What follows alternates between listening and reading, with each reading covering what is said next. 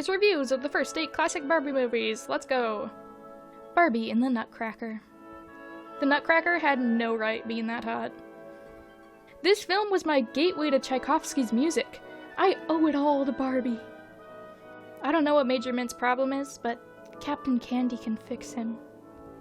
Barbie could do The Devil Wears Prada, but Meryl Streep couldn't do Barbie and the Nutcracker. Thankful she had her forehead reduction after this. So many people are like, I'm just like Mrs. Gone Girl, or the Joker, or Jennifer's Body, but they are all lame.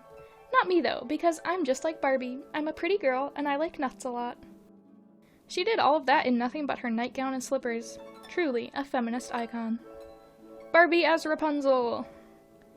Honestly, the lack of effort in the design of the male characters in Barbie movies compared to the female characters is hysterical. Rapunzel really married a freaking Lego head man at the end. Thought this was called Barbie vs. Rapunzel, which would have had potential. I need a tutorial on the Barbie YouTube channel on teleporting via paintbrush. Wanted to eat the paint she used as a kid. I don't know why. Mother Gothel is a girl boss, to be honest. I always forget how creepy the kids look in the original Barbie films.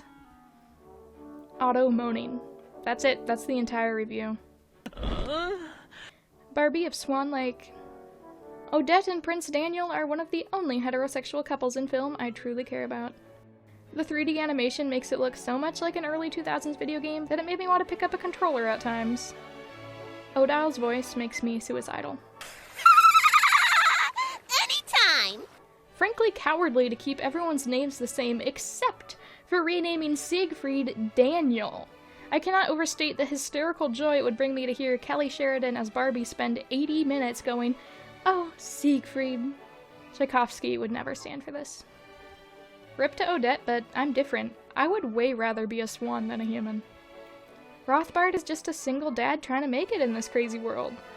The Fairy Queen from Barbie of Swan Lake. If you read this, I'm free on Thursday night and would like to hang out. Please respond to this and then hang out with me on Thursday night when I'm free. Barbie as the Princess and the Pauper. The song Erica sings to her cat is better than anything Ed Sheeran ever released. Surprising amount of class consciousness in this. Comrade Barbie. The furry bait was off the charts. Mark Twain rolls in his grave knowing that every line in If You Love Me for Me has more power and impact than anything he wrote. Oh, to be an incredibly gay-coded evil advisor in a kids' movie scheming to take the throne for no reason other than I'm evil and I want to do it. This review may contain spoilers. Preminger is incredibly hot. It even has fake deleted scenes. Barbie Fairytopia. Bibble is a wanted man in my country.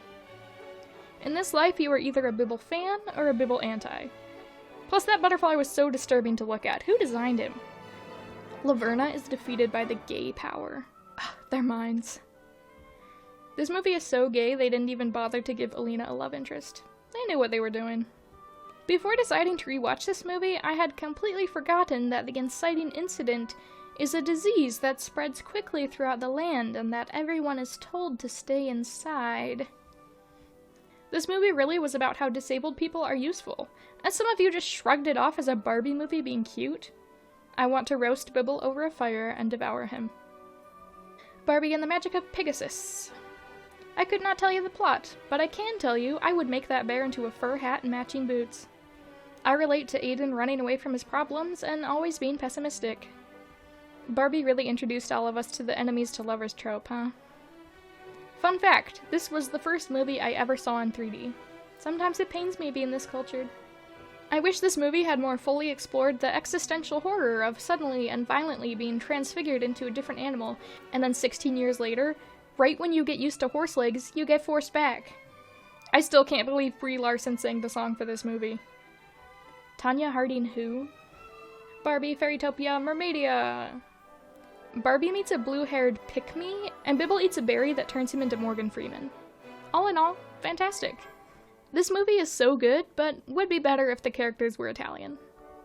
The turtle in this looks microwaved. The snail opening her shell is so sensual for no reason at all. I don't know why Nalu was my favorite Barbie Cinematic Universe love interest as a child, because he's so ugly. Reality shifting into this movie so I can eat that cake, those cookies, and also kiss Nori. A cinematic masterpiece, and Bibble is my lord and savior. The Barbie Diaries. The hair is offensive. Those lip gloss highlighters were Troom Troom crafts before Troom Troom was even a thing. Barbie plus Mean Girls plus Death Note. Regina George is nothing compared to Raquel. Barbie straight up told an incel stalker she loved him, shaking my head. I was discussing this movie with my 12-year-old sister who hasn't seen it, and I mentioned that Barbie has anxiety, and she goes, well, duh, doesn't she have like 50 careers or something? Oh my god. My husband wishes I loved him as much as I love this movie.